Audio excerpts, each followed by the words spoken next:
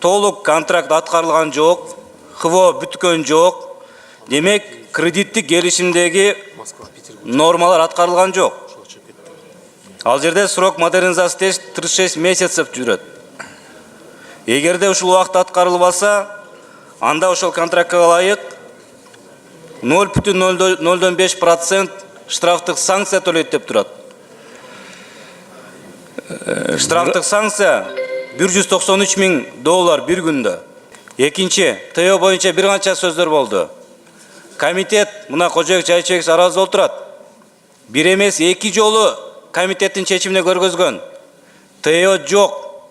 Жоктугун билгизет. Андан кийин мына ошол мезгилдеги Мырзабеков депутат маселе көтөрүп, алда күн тартибине коюлуп, представленный ТО по проекту реконструкции ТЭЦ город Бишкек вызывает ряд сомнений, возникает вопрос о подлинности представленного документа.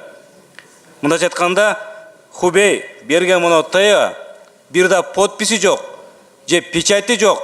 Мындайча айтканда, бул ТЭЦтин историясы. Анда маалымат берилген, продукт же кызмат көрсөтүүлөрдү түзүүнүн максатына ылайыктуулугу же максатка ылайыксыздыгы чагылдырылчу документ.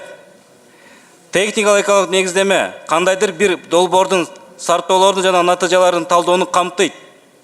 Техникалык экологиялык негиздеме инвесторлорго сунуш кылган долбоорлорго акча салуунун керек экендигин аныктоо мүмкүнчүлүк берет. Мындайча айтканда, өзүнүн определениясы бар. Анан атты төө кылып, бир документти ТО деделе, ошондой деп койдук деп айтып аткандыгыбыз адис катары, өкмөт катары мен айтат элем уят деп. Урматтуу депутаттар.